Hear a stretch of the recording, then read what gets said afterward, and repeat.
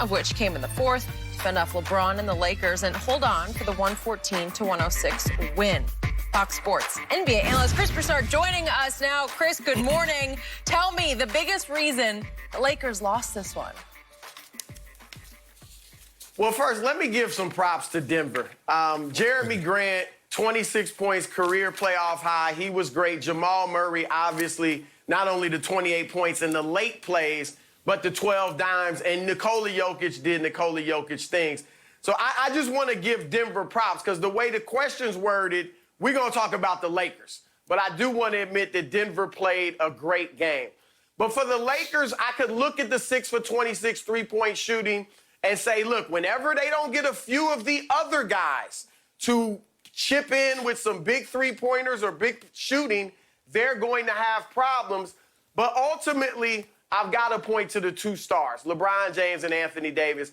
LeBron's line, if you just looked at the box score in the morning and didn't see the game, you'd be like, wow, another 30-point triple-double for LeBron. It was a great game.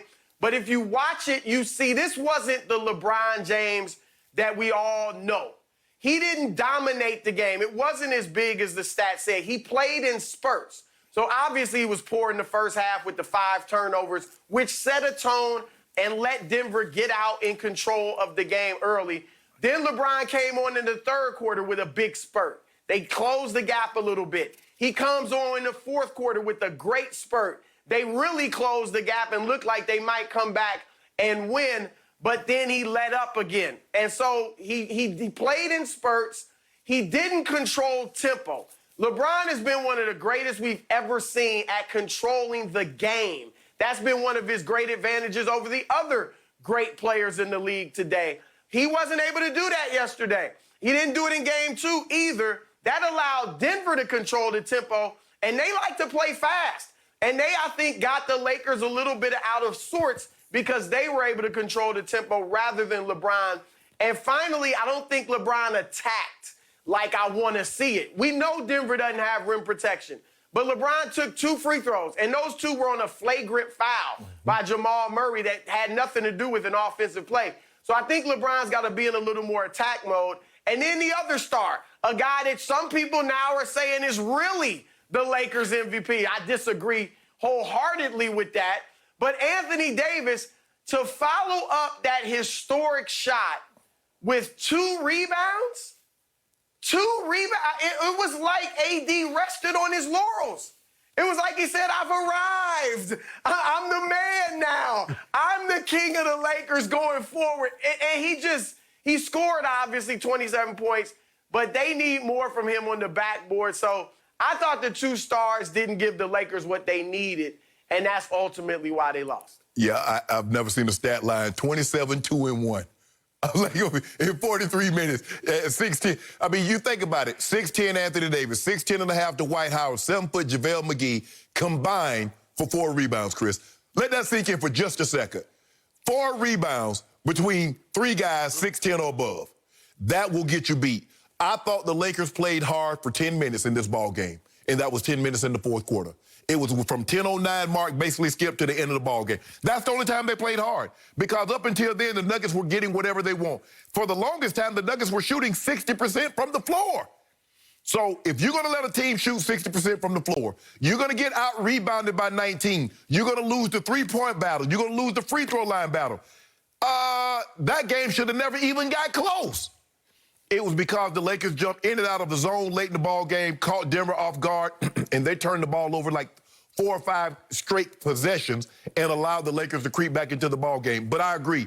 If you just look at, if I just wake up in the morning and I look at this, I'm like, damn, LeBron was plus minus was +2, 30, 10, and 10, 30, 11, and 10, has the most 30-point triple-doubles in NBA history in the playoffs. Woo! But, Skip, you know, I keep it 100. Empty calories, though. They didn't do anything for me. They didn't satisfy my need. But I know what's going to happen. And I already told Skip, Chris, we already got a bet. The big 2 gonna give you 70 on Thursday between the 2 of them. Which way? LeBron's going to score. It don't matter. No. We already got a case of do on this one. I want to know what happened to Baby Goat last night. Oh, Baby Goat coming through. Baby Goat? He might, Skip, he might have 20 rebounds. It might be a 25, 20, and 5. And LeBron have to bring us home with 45. Because you know he's capable of this, right?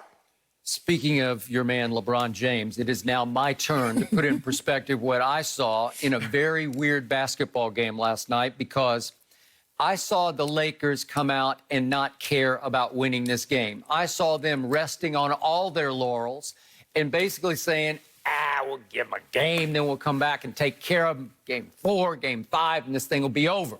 But they needed to kind of rest up in Game 3, and they didn't really care, it appeared. And then something really crazy weird happened.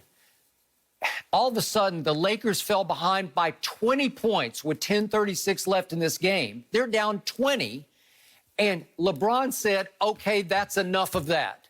And LeBron looked goatish for the next 5 minutes of the game, and then all of a sudden, he looked nope-ish. Like, nope, I don't have that much. I just emptied my tank. So what happened? LeBron finally made a big three, and this is when they were desperately out of it. It was 10:05 left, and he made a three, and I thought, that's interesting, but that's not going to get him there. And then all of a sudden, they went on one of the great runs you will ever see in a playoff game, because they're a decent team. It's hard to go on a 21-4 run over a 5-minute stretch of the fourth quarter. The Lakers turned into the Nuggets against the Clippers, right? All of a sudden, the Lakers were the team saying, here we come. And it was electrified. It was driven by LeBron James, because he goes, break, dunk, break, dunk, break, dunk. And then he drives it, to your guys' point, he's the greatest driver of the basketball ever. He drives it in. That happened with 5:26 left. Just an uncontested up off the glass. Jokic doesn't even try to get in his way. Here he is. LeBron just says, okay, I got Jokic. I got this. Jokic, you're done. And he just lays it up, okay? And all of a sudden, it's a 3-point game. And next up, LeBron, here we go again on Jokic. And LeBron says, I got you. I was feeling good here, too. And then he has a step-back three. This is to tie the game.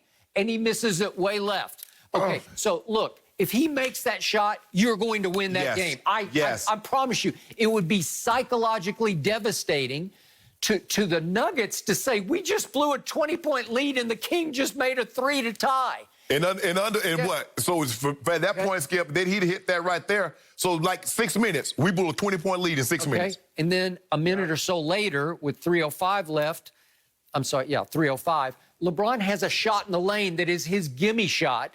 He creates space. He's got a little step back, fall away. It's just a little jump shot in the lane. This is going to cut it to 2, and I'm still thinking the Lakers got this. And he just missed it a little left, and that was the end of it. So, again, LeBron scored 11 points in the 21-4 run. That's hard to do, man. That is extraordinary. So I give you that LeBron nearly won this game. Then, for whatever, maybe he got a little winded. He didn't have the legs on the shot. He's not been hot from 3 of late. But if he makes that 3, we're having a different story. I'm not crushing him. I'm not condemning him for this, because he got them back into it, but he could have sealed the deal. Well, Chris, I think you can agree with this. You can't let Jeremy Grant and Morris combine for 40 points. If you let that happen and their 2 superstars do what they do, you're probably going to lose the game, because we can't get that. I mean, if you look at our third guy, whoever that might be.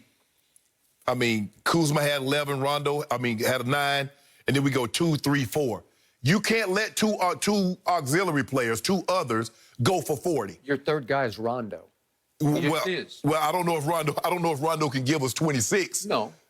So we got to. He's capable. Oh, but third guy is a rotation. Right. It might be Danny Green. It might be Caldwell Pope. Yeah. It might be Caruso. Right. But it was Rondo for that when they went to that zone. Rondo, for that, I don't know what it was, 4 or 5 minutes. Yes. That defense was incredible. And that got them, going back into the game. But you're right, Shannon. We said it. If they don't get none of the other guys really stepped up. Rondo was good in spurts. Kuzma's okay in spurts. None of them really stepped up and